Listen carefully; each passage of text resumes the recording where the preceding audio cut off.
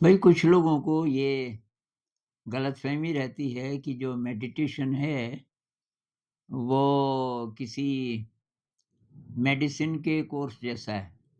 जैसे बुखार हो गया ना आपको डॉक्टर बोलता है भाई 5 दिन का कोर्स है, ये दवाई 5 दिन लेनी पड़ेगी।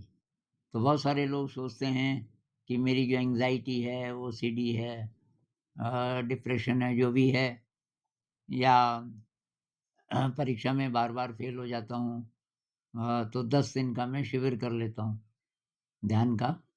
अब आप विपश्यना ध्यान का शिविर करके आ गए 10 दिन का और आपने सोचा कि अब सब ठीक हो जाएगा। तो कुछ-कुछ लोगों के ऐसे कमेंट्स आते हैं कि मेरी एंग्ज़ायटी तो जा नहीं रही, मैंने 10 दिन का ध्यान भी किया था, अब तो नहीं करता, पर किया था 10 दिन का ध्यान। भई अब तो नहीं करता, इसका मतलब आप समझे नहीं बात। ध्यान जो है वो दवाई की तरह नहीं है। ध्यान ऐसे है जैसे आप पहली बार 2 टाँग पे चलना सीख गए।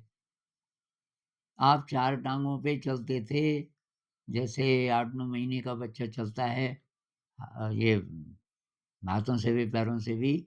अब आप धीरे, धीरे, धीरे 2 टाँग पे चलना सीख गए। तो अब ऐसा होता है कि आप फिर 4 टाँग पे चल रहे हैं और आप बड़े हो गए, आप स्कूल जा रहे हो, 14-15 साल के हो, 4 टाँग पे चल रहे हो सड़क पे, यूनिफ़ॉर्म पहनी हुई है, टाई वगैरह भी। अब कोई पूछता है कि भई ये 4 टाँग पे? कि हाँ, हाँ, मैं चला था 2 टाँग पे, सीख गया था मैं। उसके बाद कंटिन्यू नहीं रख पाया। ऐसा होता है? 2 टाँग पे जब हम चलना सीख जाते हैं, तब हम भूल से भी कभी 4 टाँग पे नहीं चलते। ऐसा नहीं होता कि थोड़ी देर के लिए मैं भूल गया। तो जब आप लोग बोलते हैं कि कभी ध्यान होता है, कभी-कभी मैं नहीं कर पाता, तो आप नहीं सीखे। भई ध्यान ही है सबसे ज़्यादा महत्वपूर्ण। जब तक ये आपको नहीं बात समझ आई, तो आपको कोई फ़ायदा हो ज़्यादा होने वाला नहीं है। अब आप बोलोगे मैं बहुत बिज़ी हूँ, ये रहता है, होमवर्क रहता है वगैरह, आप सब छोड़ दोगे अगर आपको ध्यान का रस आ जाए, आप सब छोड़ दोगे, चाहे क्या पता पढ़ाई छोड़ दो, जॉब छोड़ दो, परिवार छोड़ दो, लेकिन ध्यान नहीं छोड़ोगे।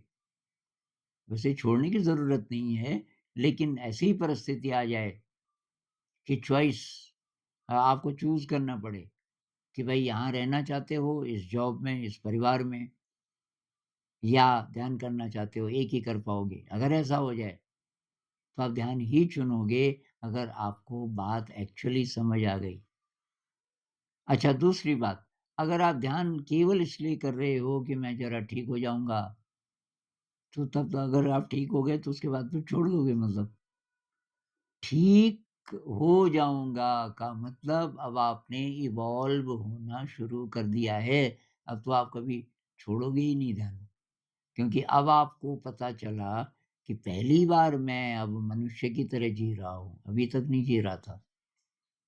तितली दोबारा कभी कैटरपिलर नहीं बनना चाहती। उसको चॉइस अगर हो भी कि भई वो बोलेगी मैं बेवकूफ़ हूँ, दोबारा रेंग के चलूँ ज़मीन पे, मैं तो उड़ना सीख गई अब।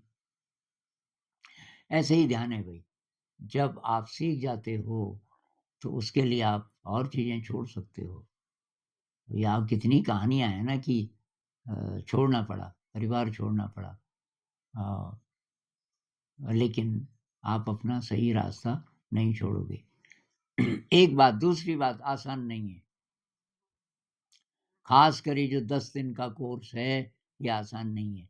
अगर कोई मेडिकल हिस्ट्री है आपकी, मेंटल ख़ासकर, तो बहुत पेनफुल हो सकता है। आपकी जो दबी हुई एंग्ज़ायटी है, वो बाहर आ सकती है। इसलिए सीधे 10 दिन का मत करो।